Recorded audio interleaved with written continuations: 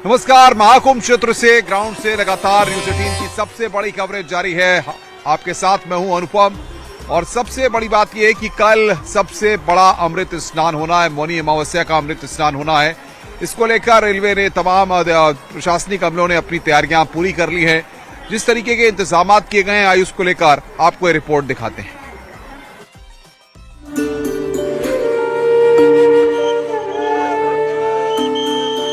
अपनी इस रिपोर्ट में हम दिखाएंगे उन यात्रियों का सफर जो ट्रेन यात्रा करके प्रयागराज पहुंच रहे हैं। उनके लिए क्या ऑप्शन है, क्या उनको लोकल में कोई सवारी मिलेगी, क्या ई रिक्शा मिलेगा, कितना पैदल चलना पड़ेगा, इन तमाम सवालों के जवाब हम अपनी इस रिपोर्ट में तलाशने की कोशिश करेंगे। महाकुंभ, जहां रोजाना अनगिनत श्रद्धालुओं की भीड़ पहुंच रही है। वैसे तो यहां तक पहुंचने के 4 विकल्प हैं: ट्रेन, बस, कार और हवाई सफर। लेकिन हम आपको इस रिपोर्ट के जरिए दिखाएंगे कि प्रयागराज स्टेशन से आपको कैसे सफर तय करना है। प्रयागराज रेलवे स्टेशन से निकलने के बाद आपके पास में सबसे पहला ऑप्शन बचता है कि कुछ दूर आप पैदल जा सकते हैं। तो फिलहाल बड़ी संख्या में यहाँ पर श्रद्धालु पैदल ही जा रहे हैं और आगे की तरफ एक तरफ मैं आपको दिखाऊं कि सार्वजनिक शौचालय के सामने भी लंबी कतार लगी हुई है। तो हर जगह आपको कतार का सामना करना पड़ेगा। स्टेशन से बाहर निकलने के बाद पहला विकल्प है पैदल चलने का। पैदल जाएंगे, 20 किलोमीटर भी हम तो परिक्रमा लगाते रहते हैं। स्नान कब करोगे, आज या मौनी भी करेंगे, कल भी करेंगे, दोनों दिन? हाँ जी। भले ही यहाँ से संगम की दूरी अच्छी खासी है, लेकिन ये भीड़ हौसला देने का काम करती है। इसलिए ज्यादातर लोग पैदल ही संगम तक पहुँचने की कोशिश करते हैं। पैदल जाएंगे, 20 किलोमीटर भी हम तो परिक्रमा लगाते रहते हैं। स्नान कब करोगे, आज या मौनी भी करेंगे, कल भी करेंगे, दोनों दिन? हाँ जी। कितना टाइम लग जाएगा? कम से कम 2 घंटे, 2-2.5 घंटे। अगर कोई ई रिक्शा मिला, छोटी मोटी गाड़ी मिली तो? कुछ नहीं मिलेगी, पैदल है, हम पैदल ही जाएंगे। पैदल ही जाओगे? हाँ। तो मतलब पूरी तैयारी करके आए हो? तैयारी करके हम राजस्थान जयपुर से हैं। हाँ?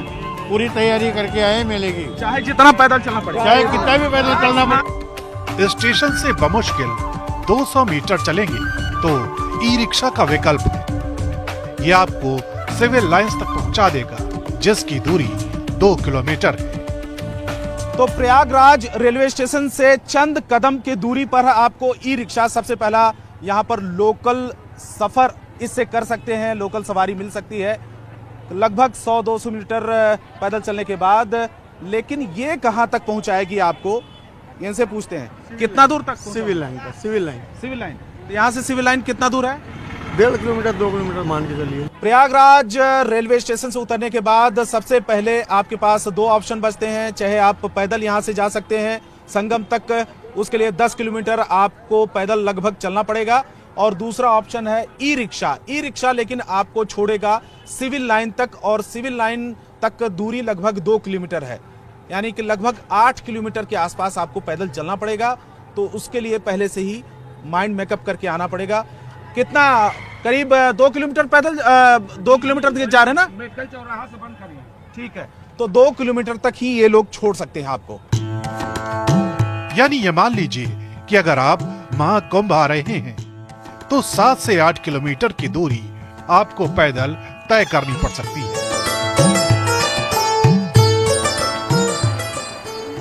अब से ठीक कुछ घंटों के बाद महाकुंभ का सबसे बड़ा अमृत स्नान, मौनी अमावस्या का स्नान शुरू होने जा रहा है और लगातार श्रद्धालुओं का रेला संगम नगरी में उमड़ रहा है। इस पूरे महाकुंभ क्षेत्र की अगर बात करें या प्रयागराज के अलग अलग क्षेत्रों की बात करें तो बड़ी संख्या में श्रद्धालु यहां पर पहुंच रहे हैं, जिसको लेकर प्रयागराज के जिला प्रशासन के अधिकारियों ने, साथ साथ मेला विकास प्राधिकरण और तमाम मेला प्राधिकरण के अधिकारियों ने पूरी तैयारियां कर ली हैं।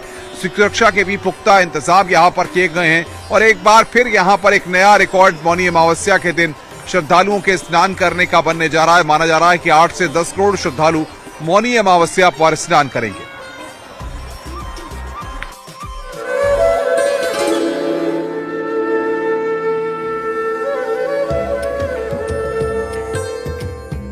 पवित्र त्रिवेणी संगम मंत्रोच्चार से गुंजायमान पूरा महाकुंभ दुनिया के सबसे बड़े धार्मिक आयोजन महाकुंभ में इन दिनों हर ओर सनातनी संस्कृति और महाआस्था के दिव्य नजारे देखे जा रहे हैं। इस महापर्व में मौनी अमावस्या का दिन, जिस दिन सनातन धर्म से जुड़ा हर एक व्यक्ति विशाल दिव्य भव्य त्रिवेणी संगम पर आस्था की डुबकी लगा देना चाहता है। मौनी अमावस्या के दिन स्नान के लिए देश के अलग अलग कोने से श्रद्धालुओं का सैलाब पहुंच रहा है। सरकार ने भी इस दिन के लिए खास तैयारियां की हैं। 10 करोड़ से ज्यादा श्रद्धालुओं के मौनी अमावस्या में पहुंचने की संभावना है। महाकुंभ में इस बार योगी सरकार ने बेहतर व्यवस्था की है, जिसकी तारीफ महाकुंभ मेले में आने वाला हर श्रद्धालु कर रहा है। इस वक्त हम बड़े हनुमान मंदिर के पास में मौजूद हैं और मौनी अमावस्या के स्नान से पहले बड़ी संख्या में श्रद्धालुओं का रेला यहां पर जुट रहा है। आपको बता दें कि जिस तरीके से दूर दूर से लोग पैदल ही 1.5 से 2 किलोमीटर 2.5 किलोमीटर लोग पैदल चल के यहां पर पहुंच रहे हैं, जहां पर संगम में स्नान कर रहे हैं और उसके बाद लेटे हनुमान मंदिर में भगवान के दर्शन करने के लिए यहां पर है। आप देख सकते हैं कि लोगों का हुजूम। क्या कहेंगे? बहुत अच्छा लगा, बहुत अच्छा लगा। कैसी व्यवस्था है? बहुत बढ़िया व्यवस्था है। कोई दिक्कत हो रही है? नहीं। क्या कहेंगे? अरे बहुत अच्छा, बढ़िया, बेस्ट है, बेस्ट, स्नान हो एक गया है? नंबर। स्नान अब जा रहे हैं अभी। आप क्या कहेंगे? कोई दिक्कत हो रही है? नहीं, कोई दिक्कत नहीं है, एक नंबर व्यवस्था। सरकार की व्यवस्था कैसी है? एक नंबर। मेले में कहां से आए आप? हम एमपी होशंगाबाद डिस्ट्रिक्ट नर्मदापुरम सोहा। क्या कहेंगे मेले में? अच्छा रहा, बहुत अच्छा रहा, कोई दिक्कत तो नहीं हो रही? कोई दिक्कत नहीं। बहुत सुकून है मैम। इतनी व्यवस्थाएं बना रखी हैं माननीय योगी जी ने, जिसकी कोई कह नहीं सकते अपनी मुंह से। इतनी व्यवस्थाएं भंडारे की भी हैं, रहने सहने की है, और स्वच्छता की तो इतनी यहाँ पे वो है, फोकस है, जिसकी कोई शुमार नहीं है मैम। इतनी बहुत बढ़िया व्यवस्था बना रखी है उन्होंने। रोड की है, वैसे भी है, रहने की भी है, पंडाल बना हुआ है, सारी की सारी ऐसी व्यवस्था है कि कोई योगी जी का तो कोई कहना ही नहीं है। कुंभ के इतिहास में ये पहला मौका है जब एक तरफ जहां 16 दिन के अंदर देश विदेश से आए करीब 16 करोड़ से ज्यादा श्रद्धालु महाकुंभ में पहुंचकर संगम में डुबकी लगा चुके हैं, तो वहीं दूसरी तरफ मौनी अमावस्या के मौके पर रिकॉर्ड श्रद्धालुओं के पहुंचने की संभावना को देखते हुए योगी सरकार की तरफ से अभूतपूर्व इंतजाम किए गए हैं।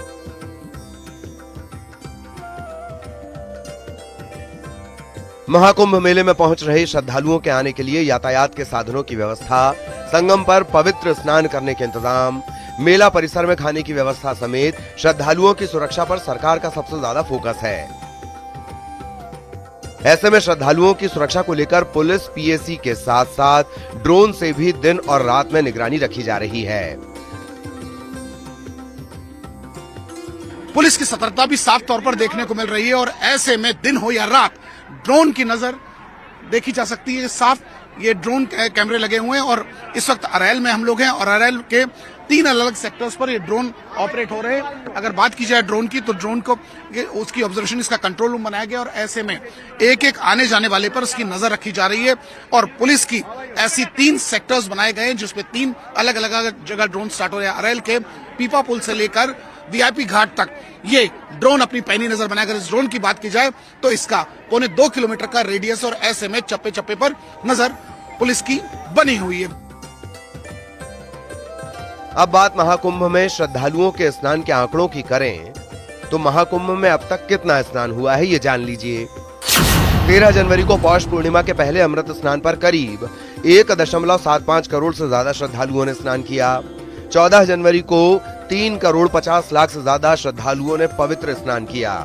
26 जनवरी को 1 करोड़ से ज्यादा भक्तों ने आस्था की डुबकी लगाई।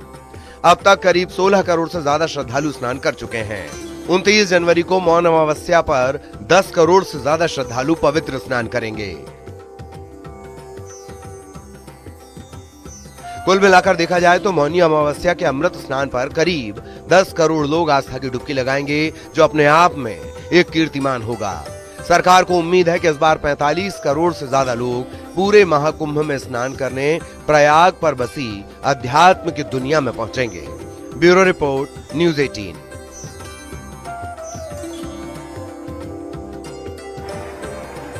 तो महाकुंभ क्षेत्र से लगातार खबरों का सिलसिला जारी है। फिलहाल रुकना एक ब्रेक के लिए। आप देखते रहिए न्यूज़ 18।